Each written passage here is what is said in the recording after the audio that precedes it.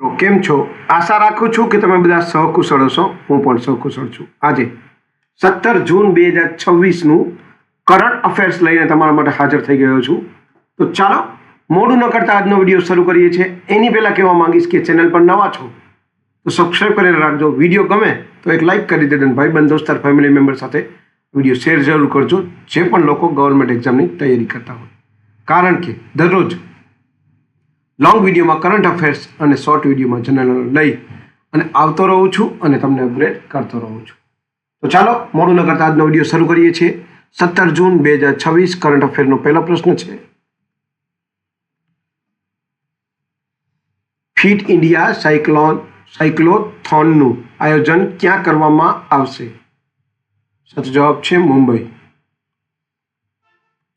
બીજો પ્રશ્ન છે, કયા રાજ્યના બાંસથી બનેલા લાસીરાને જીઆઈ ટેગ મળ્યો છે? સાચો જવાબ છે ત્રિપુરા.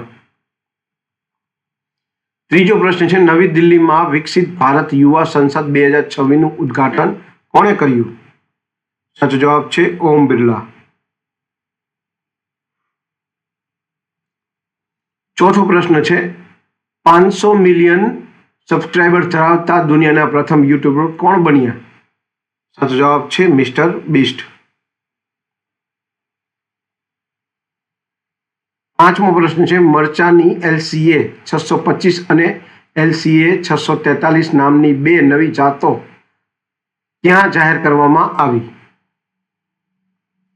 સાચો જવાબ છે ગુટુર. છઠ્ઠો પ્રશ્ન છે, વિશ્વ મરુસ્થલીકરણ અને સૂકા નિવારણ દિવસ ક્યારે ઉજવવામાં આવે છે? સાચો જવાબ છે 17 જૂનના દિવસે. સાતમો પ્રશ્ન છે, 2026માં મુંબઈ આંતરરાષ્ટ્રીય ફિલ્મ મહોત્સવના કયા સંસ્કરણનું ઉદ્ઘાટન થયું? સાચો જવાબ છે 19મું. આઠમો પ્રશ્ન છે, મહિલા T20 ઇન્ટરનેશનલમાં સૌથી વધુ વિકેટ લેનારી બોલર કોણ બની? સાચો જવાબ છે દીપ્તિ શર્મા. નવમો પ્રશ્ન છે, મહિલાઓ માટે પ્રિયદર્શની મફત બસ મુસાફરી યોજના કયા રાજ્યમાં શરૂ કરવામાં આવી?